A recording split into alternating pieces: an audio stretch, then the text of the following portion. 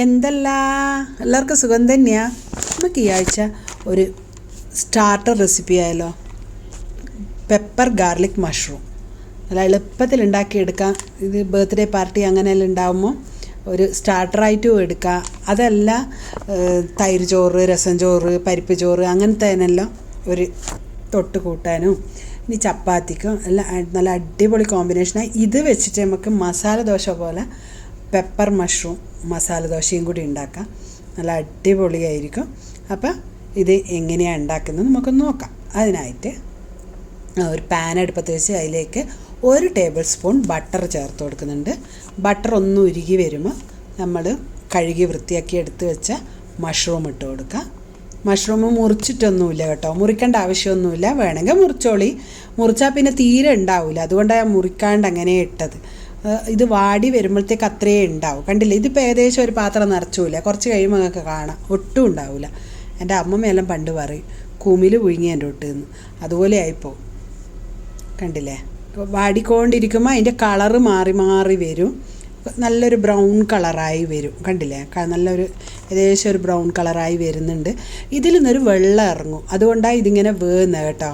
ഒരു മീഡിയം ഫ്ലെയിമിലിട്ടിട്ട് നല്ലോണം ഒന്ന് വാട്ടിക്കൊടുത്താൽ മതി.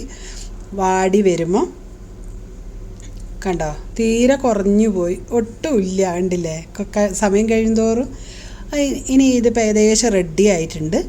ഈ സമയത്ത് നമുക്കിതൊരു വേറൊരു പാത്രത്തിലേക്ക് മാറ്റി കൊടുക്കാം. മാറ്റിയിട്ട് നമുക്ക് ബാക്കിയുള്ള പ്രോസസ്സും കൂടി ഇതേ പാനിൽ തന്നെ നമുക്ക് ചെയ്യാം. കണ്ടില്ലേ, ഇത്രയേ ഉള്ളൂ. ഇതിപ്പോൾ ഒരു 3 ആൾക്ക് കഴിക്കാം. ഇനി ഈ പാനിൽ തന്നെ ഞാൻ 2 ടീസ്പൂൺ സൺഫ്ലവർ ഓയിലാണ് ഒഴിച്ചു കൊടുത്തിട്ടുള്ളത്. നിങ്ങളടുത്ത് ഓലിവ് ഓയിലുണ്ട്, അതെടുക്കാം കേട്ടോ.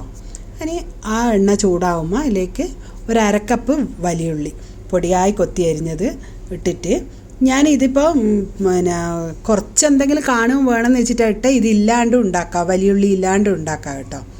അപ്പോൾ അതാ ഏകദേശം വലിയുള്ളിയിലേക്ക് നമുക്ക് ഒരു 1/2 ടീസ്പൂൺ ഉപ്പ് അത് മാത്രം മതി കേട്ടോ. മൊത്തത്തിനും 1/2 ടീസ്പൂൺ ഉപ്പ് ചേർത്ത് കൊടുത്തിട്ട് നല്ലോണം ഒന്ന് വാട്ടിയെടുക്കാം. ഇത് വലിയുള്ളി ഏകദേശം വാടി വരുമ്പോൾ നമ്മളൊരു 1/4 കപ്പ് പൊടിയായി കൊത്തി അരിഞ്ഞ് വെളുത്തുള്ളി ചേർത്ത് കൊടുക്കാം. അതും കൂടി ചേർത്ത് കൊടുത്തിട്ട് അതിൻ്റെ പച്ചമണം പോയി നല്ലോണം അതൊന്ന് വെന്ത് വരണം. അതുവരെ നല്ലോണം ഒന്ന് വാട്ടിക്കൊടുക്കാം. നല്ലോണം ഏകദേശം വെന്തിട്ടുണ്ട്.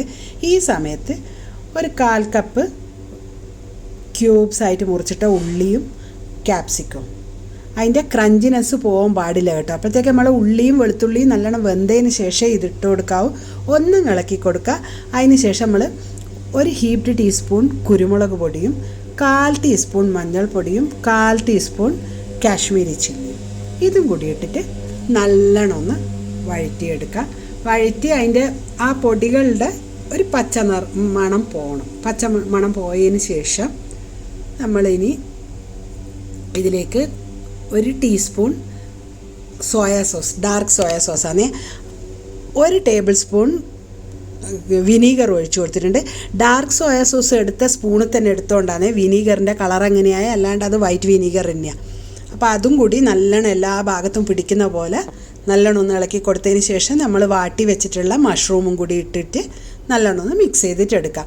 മിക്സ് ചെയ്തതിന് ശേഷം സ്റ്റൗ ഓഫ് ചെയ്തിട്ട് നമ്മൾ ഒരു കൈപ്പിടി, അതിലൊരു പരാതിയും കാണിക്കണ്ട കേട്ടോ, മല്ലിയില സ്റ്റൗ ഓഫ് ചെയ്തതിന് ശേഷം ഇട്ട് കൊടുത്താൽ മതി. എന്നാൽ നല്ലൊരു പച്ചമണമായിരിക്കും.